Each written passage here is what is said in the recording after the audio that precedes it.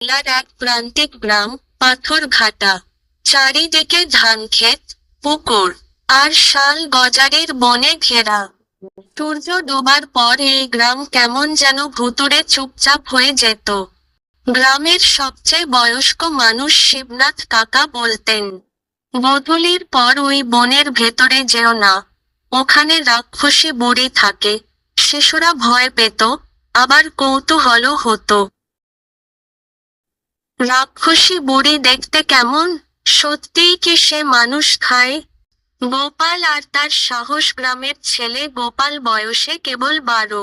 সেই দুষ্টু, কৌতূহলী আর একটু বেশি সাহসী। শিবনাথ কাকার গল্প শুনে সে ঠিক করল, সে একদিন নিজের চোখে দেখবেই রাক্ষসী বুড়িকে। একদিন বিকেলে, মা বাজারে গেছে, বাবা খেতে। গোপাল লাঠি হাতে নিয়ে চুপি চুপি বেরিয়ে গেল বনের দিকে। সূর্য তখন পশ্চিম আকাশে লাল হয়ে জ্বলছে, পাখিরা ডাল বদলাচ্ছে।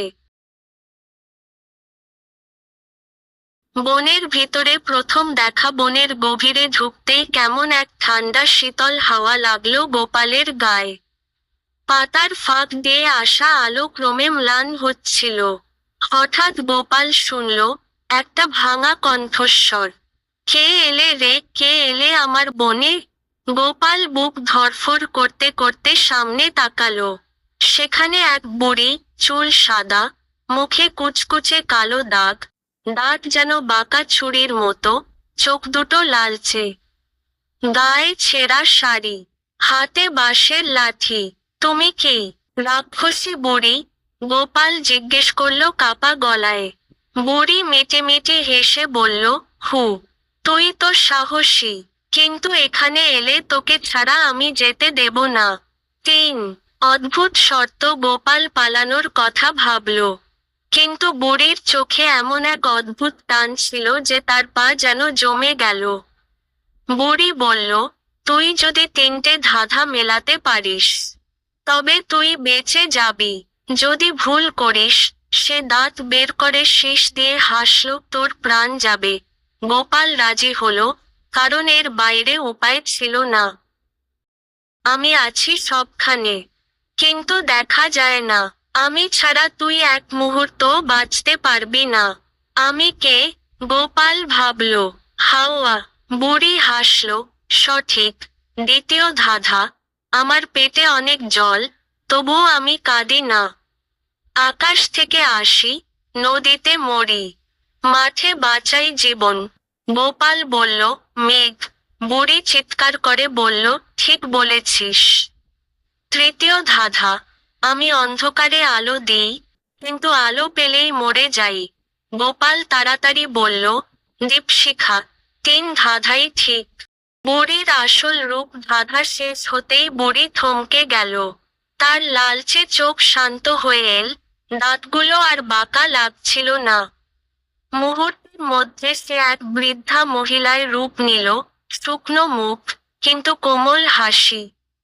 বুড়ি বলল, বাবা, আমি আসলে রাক্ষসী নই, আমি এই বনের রক্ষক।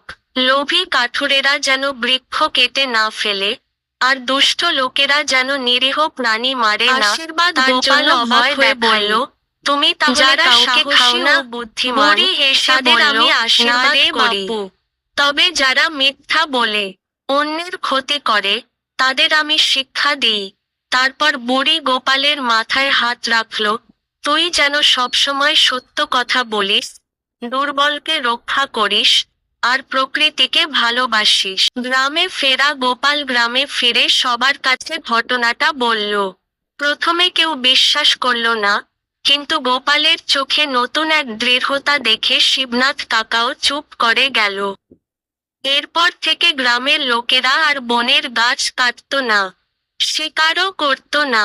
তারা বুঝল, রাক্ষসী বুড়ি আসলে প্রকৃতির অভিভাবক। শেষ কথা। বছর কেটে গেল। গোপাল বড় হয়ে গ্রামের প্রধান হলো। সে তার সন্তানদের বলতো, ভয় অনেক সময় শত্রু নয়, শিক্ষক। প্রকৃতি রক্ষা করলে প্রকৃতিও আমাদের রক্ষা করে। আর বনের ভিতরে শীতের সন্ধ্যায় এখনো নাকি কেউ কেউ দেখতে পায় এক বুড়িকে, হাতে বাঁশের লাঠি, মুখে মায়াবী হাসি,